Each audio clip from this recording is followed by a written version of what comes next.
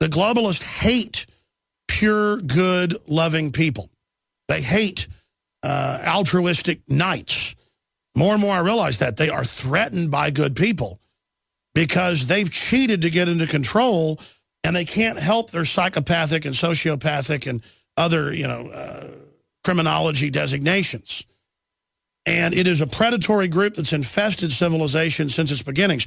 So I want to ask Daniel Estelin, we need to put out, because obviously no one's going to stop this march forward, and the church is so controlled, they just say, oh, the world's going to end next week, don't worry about it. When obviously that's not what's going on here. There's a great challenge coming.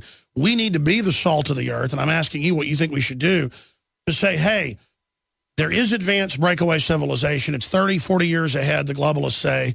A, how advanced are they in the breakaway civilization, in the corporate and government reservations? And B, what is an alternate vision where we can try to capture the imagination of the public about what's really happening so they're not obsessed with Justin Bieber and they're obsessed more with giant space colony missions to the nearest star systems and habitable planets and the real trailblazer, master builder spirit of humanity? These are very good questions, Alex. Very, very good questions. You can summarize it, I think, the following way. You have to understand that the people who are our enemy are not the Rockefellers or the Rothschilds, or just the names. But it's a different movement. One of the things I talk about in the book is this transhumanist movement. We're taking as this vector for the future mega projects such as Russia 2045 movement, which they intend to create this new civilization aimed at future human development and evolution by integrating these new discoveries and developments from science, from physics, energetics, aeronautics, bioengineering, nanotechnology, neurology, cybernetics, cognitive science, and on and so forth. And the Rockefellers of this world really have nothing to do or to say in this matter because they will have been dead by then. But the point is that the transhumanists, and I think the face of transhumanism is Ray Kurzweil, one of the greatest inventors of the 20th century. Unfortunately, a lot of the things that are being done by him right now have very little to do with helping humanity. He's the head of Google development. He thinks he's going to become God. That's right, exactly, Ray Kurzweil. Now, the whole idea behind this transhumanist movement, if you want to know what it is, it's the symbol is H plus, human plus transhuman, is this ultra high-tech dream of computer scientists, philosophers, neuroscientists, and many others to use radical advances in technology to augment the human body, human mind, and ultimately the entire human experience. And these people wish to become post-human, which is someone who has been modified and with performance-enhancing body, not drugs, body and brain augmentations to the point that they could no longer call themselves human, which is why, again, the Rockefellers have nothing to do with it. And they describe us like bugs that, okay, you don't have to get augmented, but you'll be like a bug. We might step on you. And my issue is that Google and the rest of them at the head of this, the systems are all being designed to control. They claim on the surface it's a system to empower, but I don't see that at the heart of it. No, you're absolutely right. You got it. You're absolutely right. You're one of the few people who said it exactly how it is. Look, neurochip interfaces, computer chips that connect directly to the brain are being developed right now.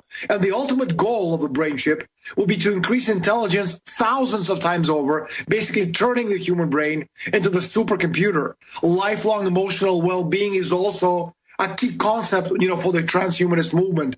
And they can achieve this through a recalibration of the pleasure centers in the brain. Pharmaceutical mood renders have been suggested. Wireheads. Exactly, which will be cleaner and safer than the mind-altering drugs. This is Huxley's 21st century vision of scientific dictatorship without tears. But behind all of this, no matter how you look at it, this technology is something that, we've talked about a lot before. It's a transhumanist movement.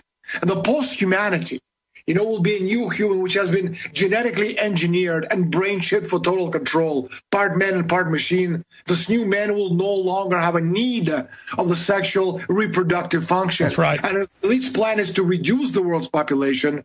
I can't think of a better way to do that. And not only that, but through synthetic biology, They're changing our DNA through genetically modified crop. They can literally create beings who are not human, that have never existed on the planet Earth. So why do they need men and women, as a couple? They don't need that anymore, which is why, as you said on your website yesterday, I think it was, talking about the Illuminati agenda at the last Grammy Awards. Well, this is exactly why they're pushing it. And this is one of the reasons why they hate people like Putin, who is absolutely against this kind of an agenda.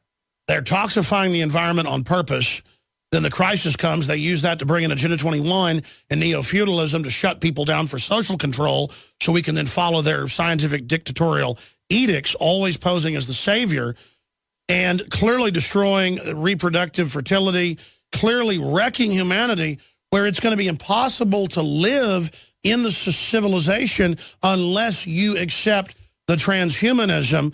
It is simply amazing. This is beyond a H.P. Lovecraft book. It's beyond a Dracula. This is literally something out of the mind of the devil. Well, Alex, these technologies, and again, you've talked about this, are not being developed to stop the terrorists, but rather to stop us, the people. And the laws to justify these technologies, they're not written on a whim. They're specifically designed to give the government carte blanche authority over the people during the chaos and confusion of the period we're in right now, which the elite call the age of transition to a planetary civilization. And I think people have to realize that the Bin Ladens and the Gaddafis are not the enemy. They never were the enemy. We, the people, are the enemy.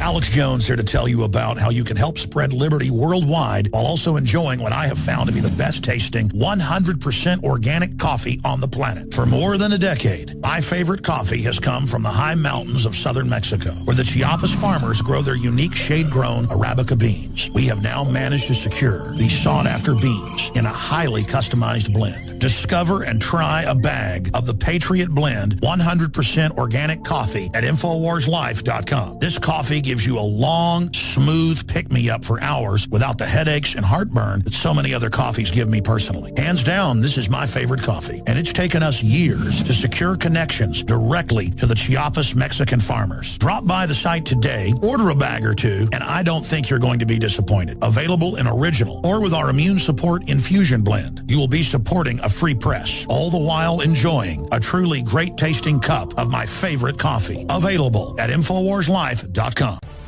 Hey, now you can watch the Alex Jones Show live as it happens at Infowars.com/show.